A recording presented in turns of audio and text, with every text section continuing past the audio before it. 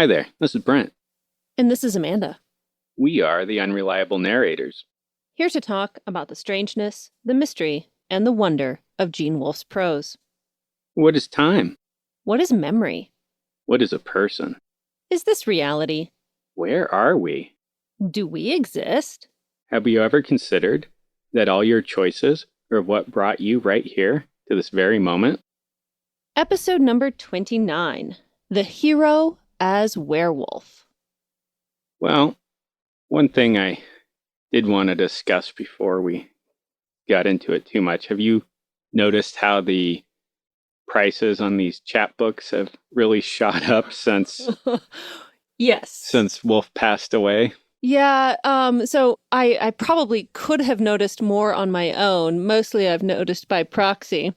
Since I got my little Pulp House paperback of Hero as Werewolf at a little Seattle bookstore in, I'm gonna say 2017 or 2018. Okay. And I picked it up for, I'm actually kind of ashamed to admit this, or maybe I'm proud and it's masquerading as shame for, I think it was $10, maybe $8. And it was just sitting on a shelf. And I was like, oh, look. I mean, I already have a copy of Hero as Werewolf in the Best of Gene Wolfe. Do I really need a chapbook of it too? But I sprang for the $10 and brought it home, and then I found out how much you paid for yours. Yeah. If anybody finds one on the shelf for $10, they should probably pick it up. Yeah, probably. What are they running these days? Oh, it seems like they're for the completed eBay auctions or on Abe Books. 100 is not unreasonable. That's a lot for a little tiny Pulp House chapbook. This is not a cheap street press deluxe edition. This is not a Folio Society illustrated and autographed. This is a tiny little paperback. Yeah, they remind me of some of those cheap Scholastic books that you could get for $1. Yes. Well, although having that now, I just have my eyes open for the Pulp House imprint. And if I see one, I grab one, which has happened, I think, twice now. But I grabbed a Chelsea Quinn Yarbo Pulp House paperback. I didn't know that she had been, that there was a Wolfe connection at all. I just saw the Pulp House, was like, well, that's worth $5 and grabbed it. Yeah. No, that's a good idea because they've been going up over the years for all the authors. Well, and their very ephemerality is, of course, what drives that price up. But yeah, Hero as Werewolf. If you see it in the wild, I don't know, don't be afraid of getting bit. I don't that was labored. I apologize. Wow. So I do not have a copy of Thomas Dish's The New Improved Sun, where this was first published in, so I haven't been able to see if there's any special material in there. Right, or its original context. Yeah. I mean, I read it the first time in the collected Best of Gene Wolfe. So I encountered it already in having been selected as one of his best short stories. Well, I guess I should, since I don't have any matter that would go before in the original context, I guess I'll give a shot at summarizing here. All right. Well, what is the plot of this story? Well, it's a 3-act story. Oh, nice. 3-act short That's story. That's a classic structure. Yeah. So it's about a man who is a bit out of time because there's been some sort of change or evolutionary jump with humanity, and he is a creature that's been left over, and because of the ecological destruction, he is only able to essentially prey on creatures that appear to have been human. Right.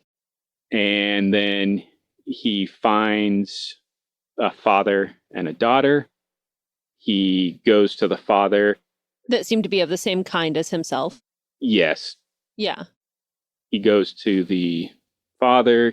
The daughter joins him and they create a pack. And then when they're out hunting, they chase a boy and they get caught in what he terms a haunted house, but it's some sort of genetic trap that's scanning for variances. And she gets out of this trap and he gets his foot caught in the door. So Yeah, the 3 acts, the opening hunting scene, then the negotiation for the bride, yeah, and then he and the woman hunting together. yeah. So I don't know if this is a good spot to, these are my notes on the title. Okay. Because we have, right off the bat, we have hero. The hero is Werewolf. So yes. Hero, I think most people are thinking of Captain America. And it's like, oh, this is somebody we should model our life after. And I think this is much more in the older sense of the word hero, where it's not necessarily a moral example to follow, but they are a flawed person who has like personal convictions, and they have an interesting set of circumstances because of those convictions. Yeah, and in that more classic sense of hero, Paul, our main character, seems flawed and tragically doomed. Yeah. And then my next question is, where's the second E in werewolf? It's at the end of Wolfe in Gene Wolfe. Uh-huh. Yes. So this is, I don't think this is the first time this has come up. I think this is part of the larger conversation around this story, but where being an old word for man. And so Wolfe going to signal man wolf more dramatically than the now more traditional spelling. It is a legitimate variant of the word werewolf. It's not an unheard of spelling, but it's definitely an unusual spelling. Yeah. I'm sure Professor Tolkien would be able to give us the full OED etymology, but I didn't look it up. Yeah, no, it's just one of those things where it's at, oh, what's the short story? Oh, it's at the point of Capricorn. Yeah. Where the etymologist shows up and he gives a bad etymology for bonfire because he says it's bonfire. He either ends up getting killed or tossed into the fire. I can't. So Yeah. Wolfe liked the little digressions into what did words mean and how did they change, and Yeah. And as he should. It's fun. But yeah, obviously, even just in the title, we have an invocation of like an older understanding of the word hero. Of course, when I read hero, the first thing I think of is the fact that Neil Stephenson got away with naming his main character hero protagonist. So I'm like, well, yeah, obviously this is going to be some kind of a play on hero. yeah. And then, yeah, this unusual spelling of werewolf, man as wolf, man behaving wolfishly. But he's hunting. The first scene is him hunting. Yeah. Well, and before we even get to the first scene, oh yes, we have an epigraph. Yeah, a Kipling poem. Well, part of a Kipling poem. Yeah. Feet in the jungle that leave no mark, eyes that can see in the dark. Tongue, give tongue to it, hark, oh hark, once, twice, and again. Yeah, so this is from, it's been a long time since I've read the Jungle Book. And so I had to go look this up. And then part of the problem I have is with the Jungle Book, there were so many abridged and ones that were expanded by other authors. So as a child, I read several different ones. And then I have the Disney movie kind of smashed in there too. Are you going to sing Bare Necessities for us now? Just the bare necessities. No, I'm not. He says after he did. Maybe. I mean, like, more Patreon. Oh, yeah. This could be a bonus. Brent sings. Or I was thinking Brent doesn't sing. Yeah. So I had to go look this up. And just because it's so dim in my memory, but this is a spot where they're giving the song when Mowgli is getting, he's being pushed out of the pack because the whole idea of having a man pretend to be a beast, the other animals are uncomfortable with it.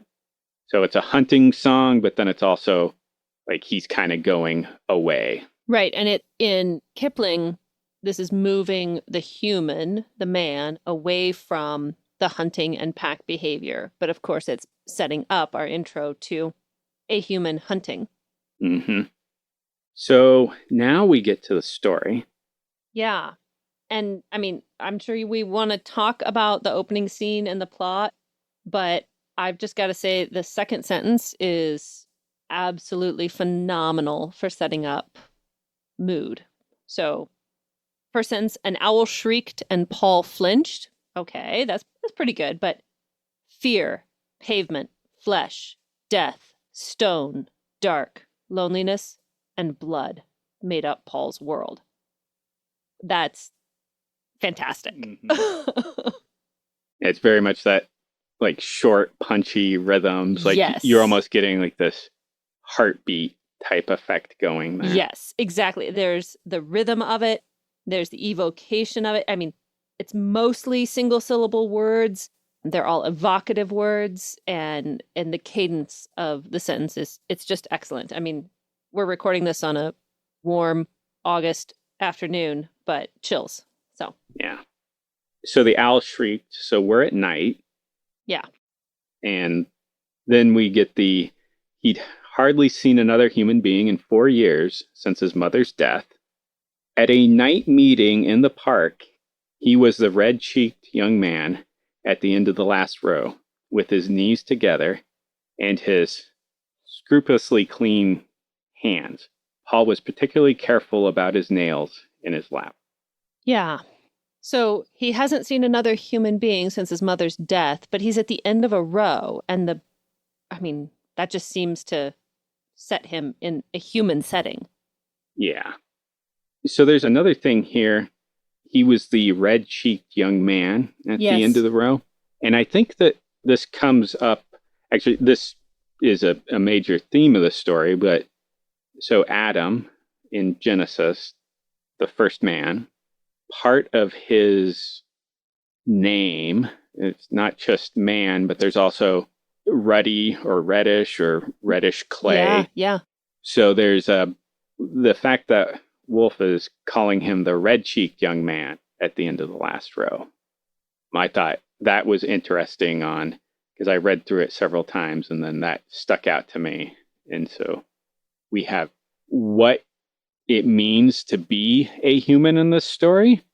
The fact that Paul is red-cheeked, ruddy. Right, he's connected there. Yeah, he's of Adam's lineage. Yeah, that's a subtle connection, but I think that holds up. Yeah. So, and then he was particularly clean about his nails. Yes. And so why does he need to be careful about his nails? So, but then we get in the second paragraph, the speaker was fluent and amusing. So we go from he hasn't seen another human in 4 years. Right, till he's sitting on the end of a row, which seems like a human context, and he's listening to a speaker. Yeah, and the speaker pleased the audience. Yeah, he was clearly conversant with his subject, and he pleased his audience. So it seems like there are people around. Yeah. Yeah. So human, whatever it means in this world, is clearly distinguishing between Paul and his kind, and then some other kind, which are human-ish or human-like or humans at some stage of development, but they are distinctly, in Paul's mind, not the same as him, and he is the measure of humanity, at least for his framework. Yeah, at least in this narrator that we're stuck with here. Yes, a reliable one. Mm-hmm. So he's watching the crowd at the park. Yep. And then we get the comments in there. This, at least, was no ghost house, no trap. We get the moon was up, so we have hero. We have a moon. Yeah, hero is werewolf. We have a moon. We kind of knew it was night because the owl was shrieking.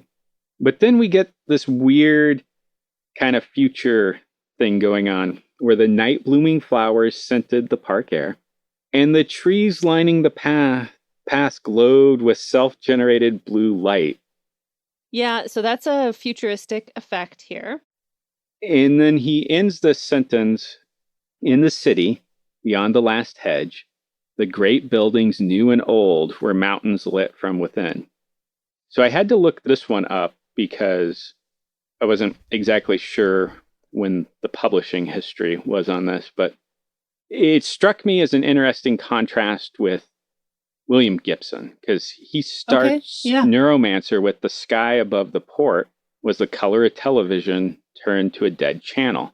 And people talk about that as a watershed moment in science fiction where we get a generation of people and characters in novels where the artificial world becomes the metaphor for describing the natural world. Right. Well, here, and this was published a few years before William Gibson published Neuromancer, but we get a character who's locked into a kind of a primal animal. And naturalistic. Yeah, naturalistic. And so he's describing the things of what we would consider an artificial world. So the buildings, whether old or new ones, they're mountains that are lit from within. So this should be an indicator for us here going through that some of this description that Paul is giving us, like if we were to see the scene, it may not be the same scene that he's imagining. Right. Because his frame of reference, his metaphors, his imagery is rooted in the natural world, where we would see a building and think of it as a building, or see a natural feature and possibly think of it metaphorically like a man-made object. He is only going one direction with this, which it happens also. I don't want to skip ahead too much, but there's a later scene soon where he's going between buildings and he describes it as a canyon. Mm-hmm. And I've heard the streets of New York being described as canyon-like, right? Because you're deep in a canyon. Oh, yeah. But that clearly connects to me to this. The buildings are like mountains and the passageways between them are like canyons. This is maybe not so much a clue as to what it looks like as it is, this is our clue to his psychology. Yeah. And there's a tracking song where there's another similar instance in there where he has the robots following him from the cave, and they're these giant, very large robots, and they break down, and some of the animal people come along later, but they don't realize that they've passed the broken robots because they're just mountains to them. Right. So there's kind of a, like Wolfe, don't want to say he used the same thing, but he was getting into the psychology of somebody who was in this state. Well, and what you see something as, or the way that you can turn something into a metaphor, or the way that you can perceive or describe something is very much constrained by your experiences. And so I don't think it's using the same trick again, so much as this is fundamentally what we do. I think a lot of the time we don't notice that we're doing it. And a lot of time authors might be doing it unwittingly. I've read more amateur work where an author is maybe using a description without having any sense of the historical or cultural context, and that they are importing 21st century expectations or perceptions into another situation. Like there's a cultural context where you can talk about and perceive, and I'm sorry, this is just the particular example that occurs to me in the moment, but there's a cultural context where you can talk about, perceive, and be conversant with like a stage of pregnancy in a female character. And there is a cultural context where that is not, either because clothing is very different, the visible signs aren't going to be so visible, or because the cultural expectations are so different that you can allude to it, but the allusions won't transfer to our society, which is just much more explicit. And so things like that, where what Wolfe is doing with animal versus human here, and setting us up in the title, hero is werewolf, Paul asserting his identity as human, and these other apparent people not as human, twisting that, playing with that, definitely it unsettles. Yeah. And the opening of the next paragraph unsettles further, because I think the first time I read this, it didn't even occur to me to think of the policeman as anything other than one of these humanoid creatures that Paul has put outside of himself. But Wolfe makes this extremely explicit. Neither human nor master. So he's now clarified what the human, not human dichotomy is there are humans, and there are masters. Mm-hmm. And he does so by introducing a third kind of character that is neither human nor master. A policeman strolled about the fringes of the audience, his eyes bright with stupidity. What a great phrase. Yeah. Another thing, too, is not only are we introducing a third element in here, but by these people in the crowd they now have a name. They're the masters. The masters, yeah. So either humanity, as Paul is defining it, it's in a subservient state. And then we have this policeman. So Paul could have killed him in less than a second and was enjoying a dream of the policeman's death in some remote corner of his mind, even while he concentrated on seeming to be one of them. So I get the sense here that this is like an uplifted dog from the... I think that's a fair belief. I think there are a few details. I can't think of what they are until I look at the next page. But yeah, it's on the next page where he's... Yeah, there are a few details that seem to indicate if the policeman saw Paul, it would be over. The policeman was too stupid, too silly to be deceived by appearances as his masters were. Yeah, he seems to have some kind of characteristics that he could be... Oh, yes, bobbed his hairy head. Sorry, that was the other paragraph. Yeah. And grinning, basking in the recognition, the approval of those who had raised him from animality. Yeah, he's a dog. Yeah. Clearly. Yeah, and I'm imagining like a Cordwainer Smith, like uplifted dog. Like walking around on hind legs kind of thing? Or like, I don't know the Cordwainer Smith reference. I apologize. Oh, okay. Oh, sorry. So there's the under people. Oh, and okay. So in Cordwainer Smith, they have the dog people. And because dogs are really loyal, they've uplifted them. And so it's like they have all the loyalty of a protective dog around the kids, but then they have hands and whatnot, and they can interact in human society and use human tools. Yeah. So, and then there's like a bear, an uplifted bear that's a security creature, security under human. So, sorry. Guess I should explain that too, in case the listeners haven't. I'm sure all of our listeners are extremely well read. So there's a passenger rocket. Yeah, that passes across the sky. Yeah, so once again, we get this, we're somewhere in the future, we're getting like little details, like add this on with the trees that glow. Yes. And now we have it's not just a rocket, but it's a passenger rocket. Yep. So we've got regular commerce between celestial objects of various sorts. I'm not going to assert what any of them are. Yeah, and I don't think it ever really comes up because it doesn't. Paul doesn't really care. No, he's not concerned with it. And then as the passenger rocket passes over, and that seems to signal the end of the meeting, we get this reference to time, how he was taught to use it by his mother, but he's somehow out of sync with the masters. Mm-hmm. And so then now we have movement, and his prey is on the move. Yeah. And this is an interesting scene because he's moving through the crowd. He's avoiding the policeman because he knows it'll be over. And he's trying to pick out I'm imagining like a Mutual of Omaha's narrated by Lauren Green, Wild Animal Kingdom. Okay. Where it's like, we see a group of people dispersing and it's like, oh, the predator picks out the... Yeah, I was going full Marty Stauffer, PBS.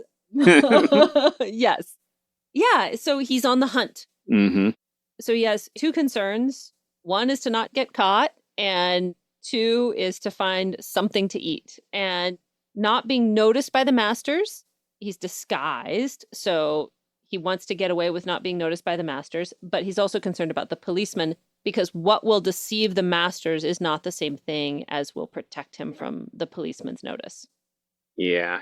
And so as he's moving through the crowd, I have another note here. Paul ducked into the crowd, avoiding a beautiful woman with eyes the color of pearls. So yeah, here's another one of those, we're kind of splitting some details. It's like, oh, well, this isn't quite right.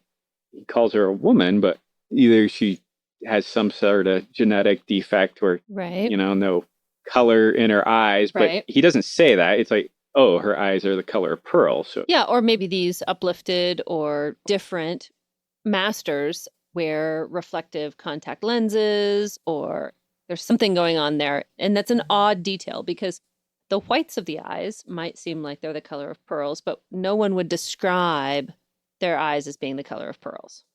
Yeah. So she has a fat escort. Yes. So, and then they have I imagine this was like snuff. Right. Some kind of drug taking scene. Yeah, it seems like there's a powder. It smells like raspberries. Mm-hmm. And he dusts it or rubs it between his hands. It freezes. And he sifts the tiny crystals of crimson ice over his shirt front, grunting with satisfaction.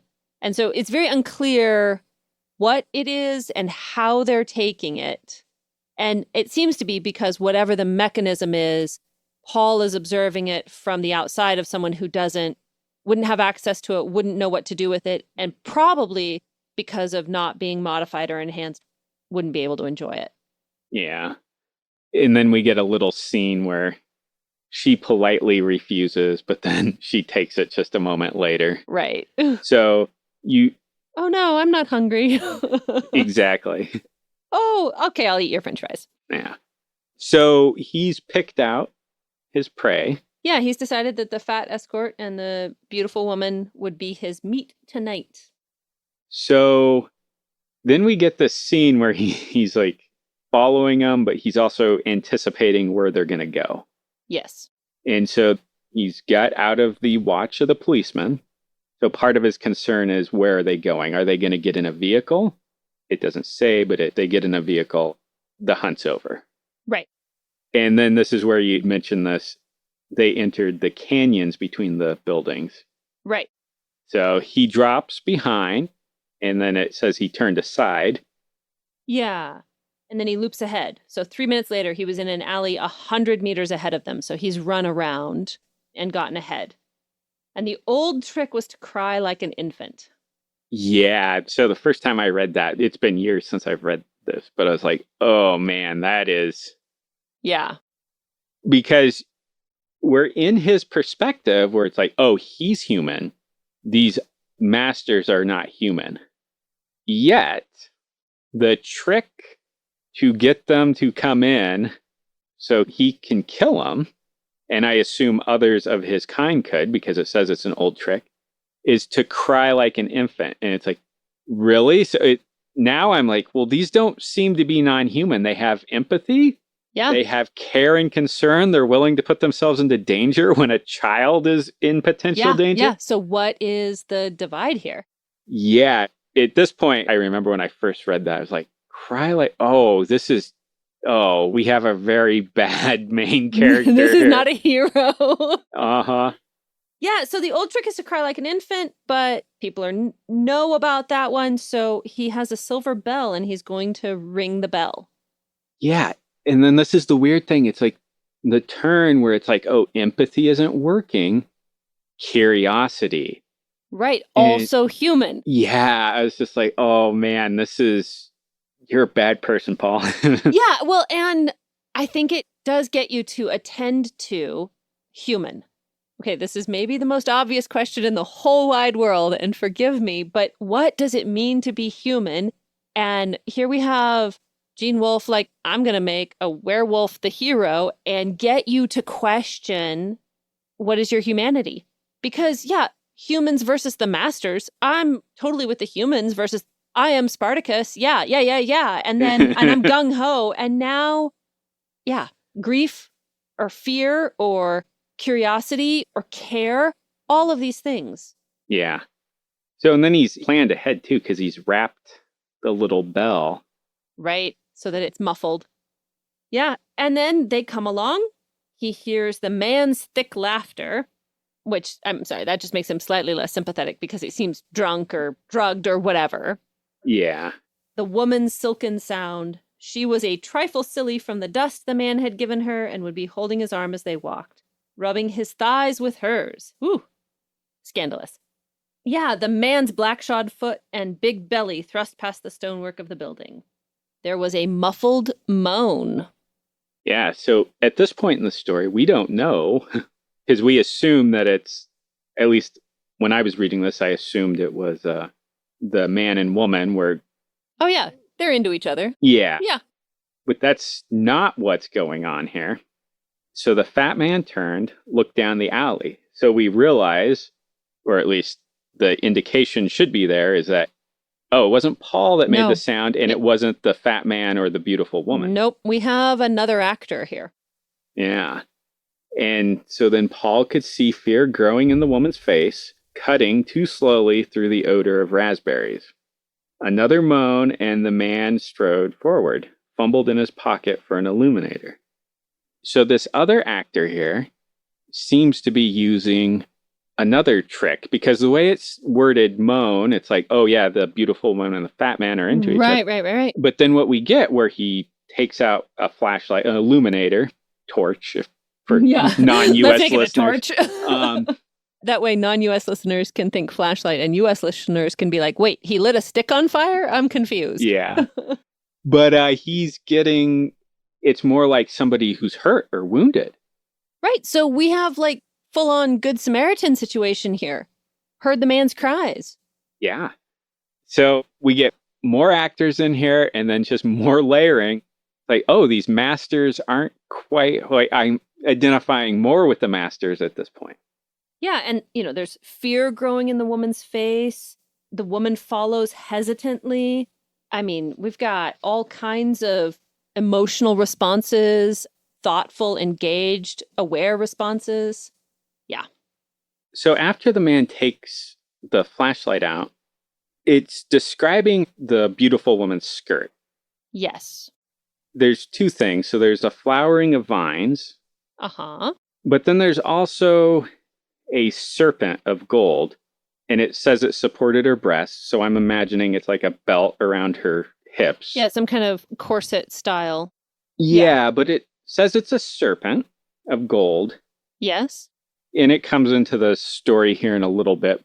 My question as we go forward for you is, much like the policeman was a dog, is this another uplifted creature? Well, I didn't think so. Okay. When I first read it, even continuing to read it, it seemed to me to be a mechanical device of some sort.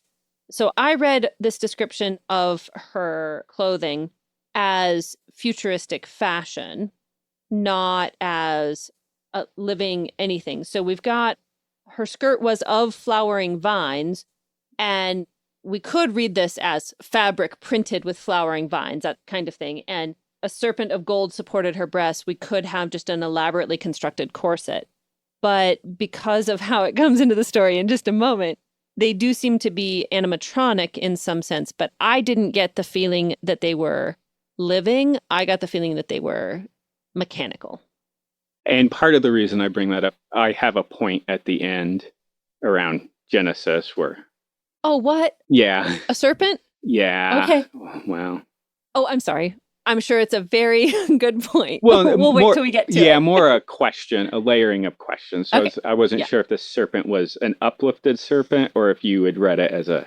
I read it as a mechanical device. Okay. Maybe that's just because I'm still a human, and the idea of a serpent around my chest, in place of a bra, just seems horrifying on a level that I can't get with. Yes, but this one's a polite serpent that protects you. I've had a rude bug or two land on me at different times. I don't think a serpent's gonna... Okay. So the fat man, he walks down the alley. Yep. He's looking.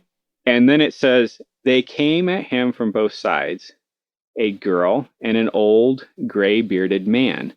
The fat man, the master, his genetic heritage revised for intellection and peace, had hardly time to turn before his mouth gushed blood.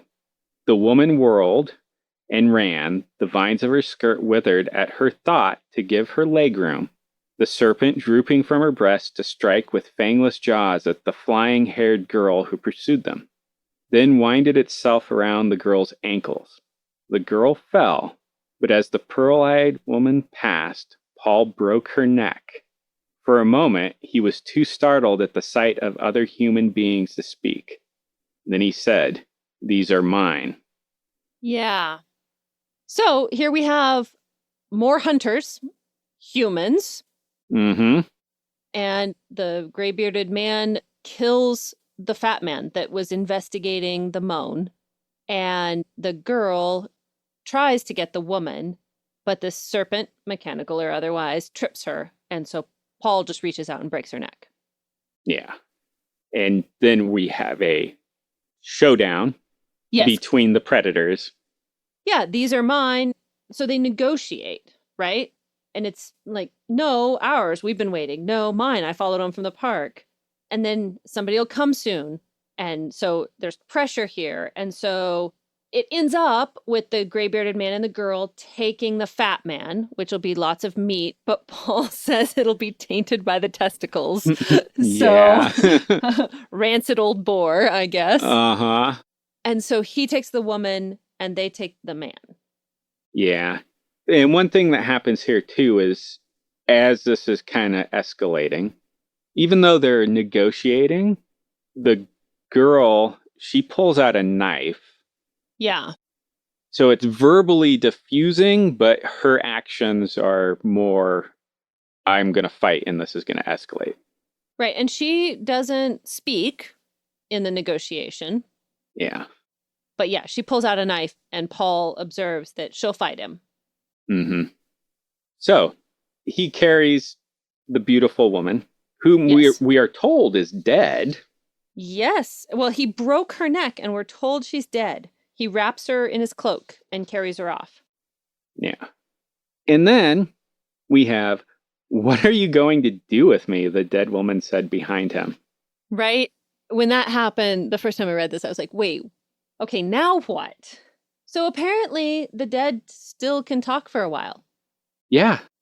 Okay, so when I first was trying to work through this, I thought, okay, well, maybe there's been some kind of modification where people can speak for a while after death. But then I realized, okay, this is Paul's perspective. Uh-huh. And so she's, quote, dead because effectively she's dead. Effectively, he has her. And she's not going to be able to get away. She's not going to be alive. He's mortally wounded her or significantly disabled her. And so she's as good as dead, but still able to talk. And so I'm not sure where I land on this, whether I think that he calls her the dead woman because she's effectively dead from his perspective, or whether there's something wooey going on here with the dead can still speak for a while. Yeah, I agree with you on both accounts. Oh, okay. So. And like a good Gene Wolfe story, we could read it both ways. Yeah. And so eat, he told her. What did you think I was going to do? I didn't know. I've read of you creatures, but I didn't think you really existed. Yeah, so this is when we get the I am legend moment where it's like, oh, wait, no, I'm the monster. Yes. So it's a little bit of Richard Matheson there. Yeah, and then we get this strange scene, or the strange paragraph, where Paul starts, he's like, we were the masters once. He was not sure he still believed it, but it was what his mother had taught him. This house was built in those days. That's why you won't wreck it. You're afraid. You're afraid of waking the old times. So he's imputing superstition to them. Yeah, superstition. And then also, it's almost like this probably isn't the exact phrasing, but he almost starts villain monologuing here. Oh, for sure. Where it's like, oh, we were the masters once. Yeah. And so there's a bit of like, well, you're the masters now, but I still caught you as my prey. Right, right. So then she's continuing to talk to him, and he's like, if you're going to talk, you might as well sit up straight. He lifted her by the shoulders and propped her in the corner. A nail protruded from the wall there. He twisted a lock of her hair on it so her head would not loll. Ah, yeah. It feels so brutal. Uh-huh. I'm dead, you know. No, you're not.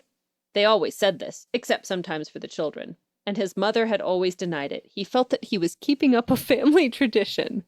So he's referred to her as the dead woman from the narrator perspective. But when she says it, he denies it. Yeah. And then the parenthetical, except sometimes for the children. Uh-huh. Yeah, Paul's a very bad person. Okay, come on. He's the hero. Yeah, the hero is Werewolf. Yeah, the way that Wolfe slowly works in these details Yeah. is we start out, we're in his perspective. We're like, oh yeah, here's our main character. And then we get another, okay, not only has he just killed someone, but he's also like a cat kind of playing with his Right, prey. right. Yeah. And then we get a parenthetical that, yeah, sometimes the children didn't always banter back. Right, in the same way. And Yeah. you're like, oh man, bad werewolf. Yeah, bad werewolf. But he's also distracted because he's kind of talking to her, but he's also thinking about how excited he is that he has found other humans. So he hasn't seen another human since his mother died. And that was, I think, 4 years, he said. Yeah. But then, yeah, now his dinner is distracting him by talking to him. Yeah.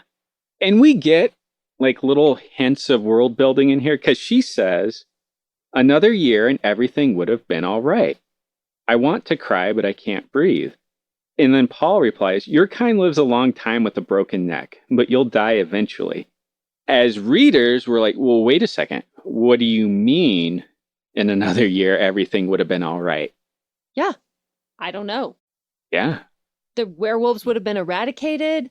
The masters would now be stronger and better protected. The policemen were getting an upgrade. I don't know. Yeah. As far as I can tell, we never get a hint in the story. Nope, we don't.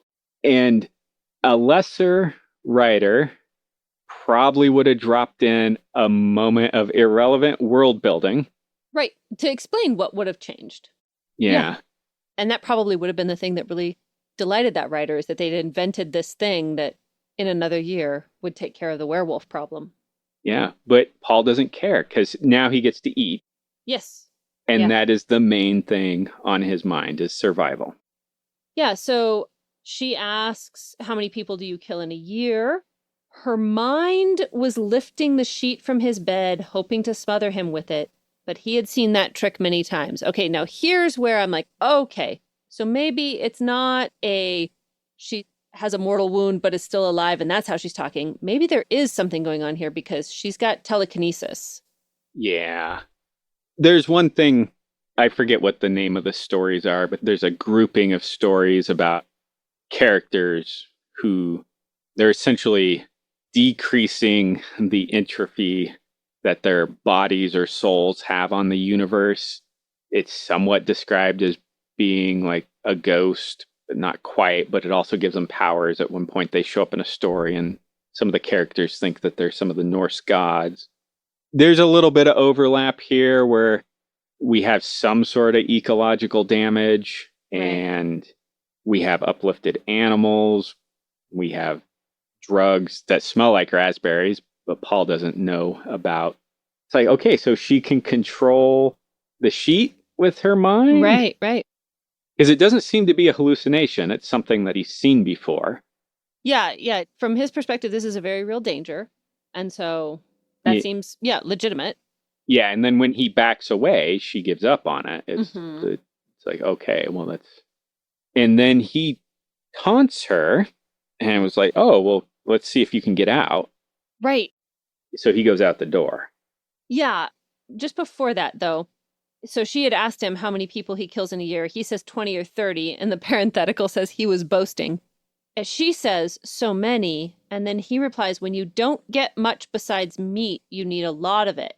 And so that's interesting because there's clearly, he's carnivorous, but it seems to be a survival mechanism, not a transformation. Like, oh, I now can only eat meat. Or no, he says, when you don't get much besides meat. So other sources of food are not available to him. And that seems to be the motivation for this killing. This is a little tip back to the Paul column, which is there seems to be some profound necessity for eating other people. Yeah. Well, eating the masters. The masters, yeah. Yeah. I guess I got two things in here that I kind of skipped up. I was skipping ahead. There's one when the rest changed their genes. Yeah. She asks him about that. Yeah, why he hasn't been transformed. So it seems like I mean, this is where I get very clear, and I could be wrong about this interpretation, but it seems very clear to me that there's been some kind of genetic manipulation of humanity that has made a distinct breed of humanity, that it was probably available to all, but some people opted not to take it. And because they didn't take it, they're now forced to survive on meat. So maybe, I mean, hypothetically, there could have been some kind of catastrophic ecological event, and now we can't grow enough food. And so we have to, I mean, I'm just borrowing from New Sun here. Now we have to photosynthesize or some other adaptation. And so he or his kind didn't take the gene therapy. Yeah. He says he wasn't alive when that happened. So he's been born since that transformation, but born to people who chose not to. Yeah. The conversation goes on in strange evolution. Man became food for men. Yeah. And then he responds, I don't understand that second word. Talk so I know what you're saying. Then he gets irritated and he kicks her. Mm-hmm. And he heard a rib snap. Yeah, now we're back in Paul Bad column. Yeah. She replies, that isn't even meta language. It's only children's talk. So, once again, as readers, we're like, okay, wait a second, what's meta language? Right. We don't get an example of meta language. Right. I mean, given that we've had telekinesis, that could be telepathy or something. Yeah, but there's no explanation. Paul doesn't care. Clearly not. He tells her to shut up. Yeah. And her response is, this is basic. Even children know about evolution. Even children know about the genes being changed. Yeah. So we get world building in here, but we kind of get a little bit of unsatisfying world building as readers because Paul is, his concern about food has been met. We opened in a hunting scene. He has found his prey. And then he's excited because during the hunt, he found two other human beings. And one of them is a young woman his age. So now he's beyond the, hey, I have food to eat for a little while now. Like Maslow's hierarchy of needs. Next on it is sex. Well, yes. I'm sorry. Life partner. Apologies. Yeah. So he goes out. He taunts her. She apparently does stand up with her hands on the table, but he went out the door, closed it, and then just waited a few minutes and then walked back in and found her standing up. And basically it's, yeah, you're stuck, you're dead, this is it. Yeah. So it's as much a taunting as it is him making sure that, yeah, you stay there. Yeah. There's a little bit of discussion about how it's better to keep them like this with the broken neck because then that means the meat doesn't spoil as quickly. Right. So I guess this is the opposite of the dead man where the crocodile.